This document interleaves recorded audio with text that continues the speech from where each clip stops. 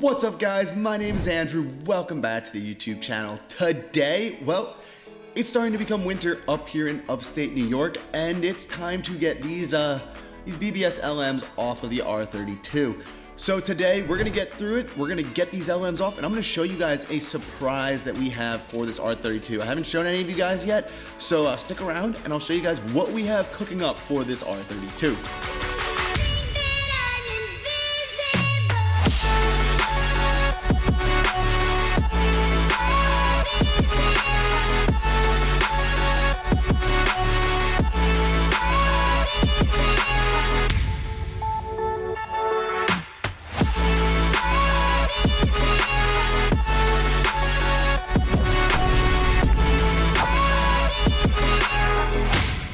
So to start off, we got to get the tires out from the attic up there. My dad is going to help me get them down. And while we're up there, I'm going to show you guys something I haven't shown you yet for this car. So let's go on, get up in this attic and let's show you guys. So it might be a little hard to see me up here, but this right over here is what I've been wanting to show you guys for an awfully long time. As you guys can see, this is the thing I've been wanting to show you guys for a while. It might be hard to see on camera, but we do have the turbo manifold. We also have this beautiful Garrett turbo here that's going to be going on the car. We have this absolutely gorgeous intake manifold. This is actually from Germany, all handmade and everything like that. So this was, whew, man, this thing was so worth buying. And then in here, we have some intake piping, we have a downpipe, we got basically everything we will need. The cool part about this system, why I went with it, you can even see in here, there's actually a bunch of hard lines, and all these hard lines are going to be used basically to plumb everything together. So it's not going to be a messy setup, it's going to be super neat overall. You can even see here's the front mount back here. But yeah, so this is going to be coming soon, guys, to the channel. And I've been working with Schimmel Performance in, what is it, Pennsylvania. He's actually going to help me build the motor for this car. So wanted to show you guys this, but yeah, that's what's going to be coming soon to the channel. So without further ado, we have behind over here all of the wheels, the stock wheels for the R32. We got to get these down and got to get them back on the R32 for the winter. So let's go ahead and let's start doing that. I'll definitely say one thing. If you guys own a VR6 or like an R32 or anything like this, there's nothing like, let's get this in here, a cold start on a Mark IV, or even I'd say a Mark V R32, or any VR6 stuff. Just, it just sounds so good. Like, when these things cold start, oh man.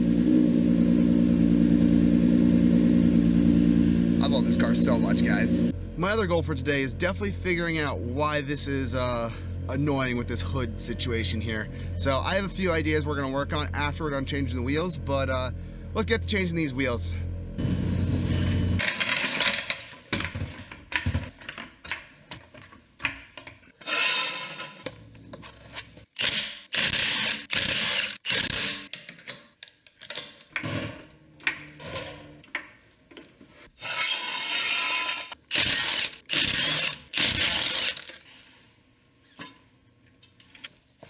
Okay guys, so the wheels are back on the R32, at least the stock ones are for now.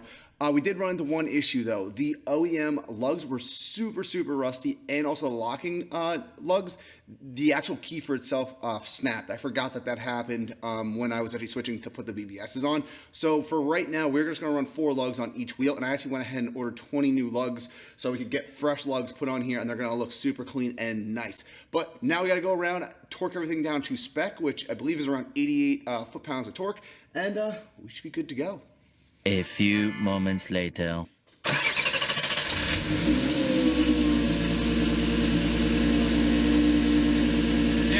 they're on. These are on normal, just running lights. Right. So good news about those ECSTuning headlights. Everything for those new type of headlight that Mike sent out to me, everything's working properly for the R32. When I originally tested these like 6 or 8 months ago, maybe at this point, there was an issue with like a I think he was saying a fuse or something like that within there, or it was a relay that had an issue with the headlights, the brights coming on and off. These work now 100% correctly. Everything works great on them, so that's super good for all you guys who are looking for any of the ECSTuning Gen 2 stuff. These are probably going to be the new headlights that are going to be used. Mike's going to probably start mass producing these and get them out in all of the Gen 2s. So awesome to see that at least these are working, and I have everything all packed up, ready to be sent back to Mike. And we are getting a headlight set very soon from him, and we have all the bells and whistles on these headlights that it will be coming. So we'll be doing another install and kind of a final review of what the VX Gen 2 headlights are gonna kind of be, and if I think they're worth it for you guys, because of course I want to give you guys all my honest opinion on whatever I'm installing on my R32. But right now, the next thing that I am working on is the actual antenna. So the antenna on my R32, the gasket is completely missing here on the top. And when that happens, there's a high probability that water can actually seep through and into the headliner. So this is not a fun job, to say the least. For such a small gasket, it's a real pain to do. You actually will have to, let me show you guys, remove part of the headliner actually to get in here. There's a trim piece right up here. I removed this trim piece, and a lot of the time it's recommended to remove the whole headliner. I said, screw that, I'm not doing it. What I ended up doing was actually just taking out this side pillar right here, and that allowed me then to pull down on this headliner a little bit. You don't want to pull down too much on it because you'll crease the headliner, but you can't really see. There's actually a bolt right up in here. It looks like this.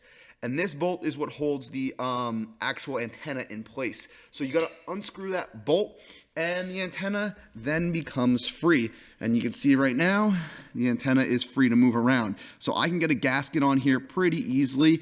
And once I get that gasket on there, just tighten everything back up and we should be good. I'm also replacing this antenna because it's the OEM one. It's super old, and just look how ratty this thing looks. So I'll be also just fixing that while we are in there, and all the parts are in here. So I'm gonna go ahead, finish that up, and kind of put it all back together. Oh, and one thing to note for you guys, if you do this, this is the actual part that goes over here for the pillar here. There's a clip right here, this clip. It's not like one of these push clips, like you kind of just push in right here. This is actually like a slide clip. So this clip actually will slide back and forth, and it locks in, like kind of like that. The only way you can actually get this clip out is you actually have to go in here, wrap something around this part of the clip, and pull. If you don't do that, you are going to snap this, and it's going to break. So if you want to do it this way, go this way. It's probably the easiest way, but just watch out for this clip when you're going about it. So, update for you guys. We actually had to remove now the driver's side also panel over here. Main reason why, there's actually a metal sheet up underneath here. I actually have it right over here. This sheet, that needs to come out too, because I thought I could just snake, obviously, the gasket over it, but I completely forgot that in here, let's see if I can show you guys, there's also the wiring. So you can see right there, up there in that corner, there's the hole. There's also the wire for the antenna, and I need to disconnect that in order to put the grommet on. So I'm gonna go ahead and do that now, and I'm gonna start putting everything back together. Woo.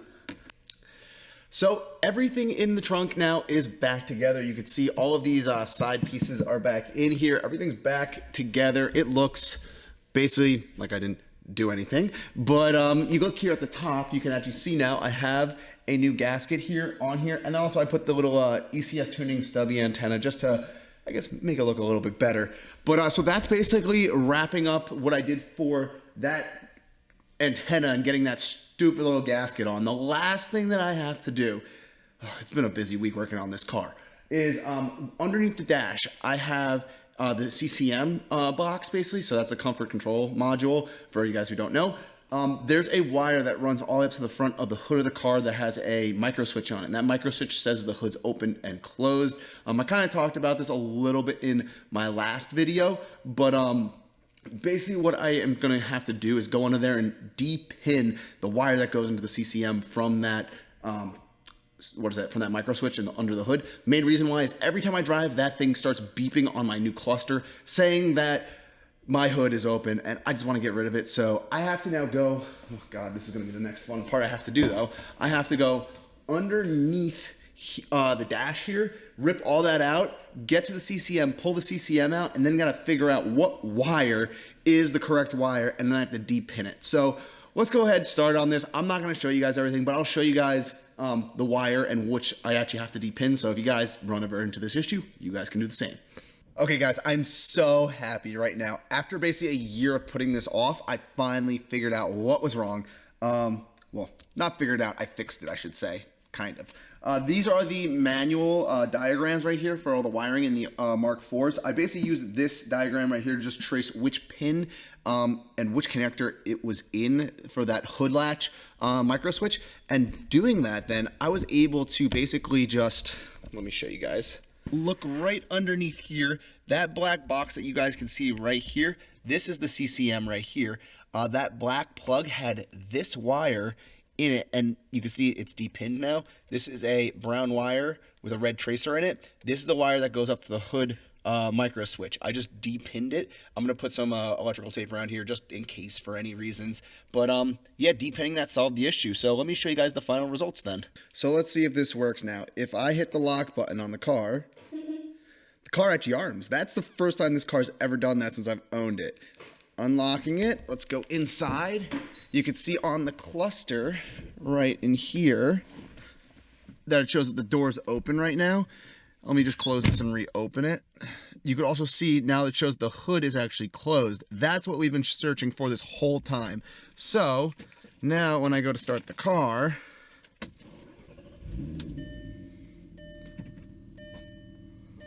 you guys can see it says okay right down here. Before that would show that the door is opened, and that's really good. I'm super pumped to see that because that means this is all working properly now, and we can do a full review on this cluster for you guys because I have not done a review yet on this cluster because that was the issue. Okay guys, so to wrap up the video, we have completed an awful lot of stuff in today's episode, from obviously putting the wheels on the car to doing that cluster and kind of making sure that that was all working properly.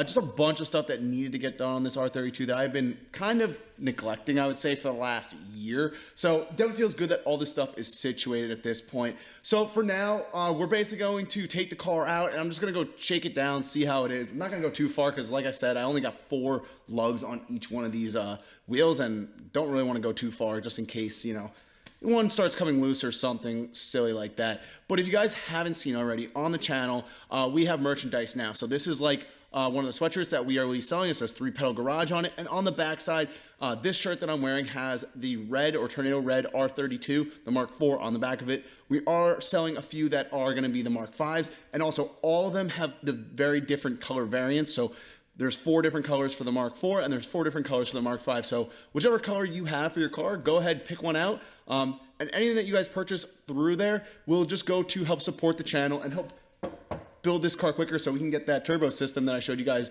upstairs quicker on this car. So guys, until next time, my name is Andrew. I hope you guys enjoyed this video and I'll see you guys in the next video. Peace out, guys.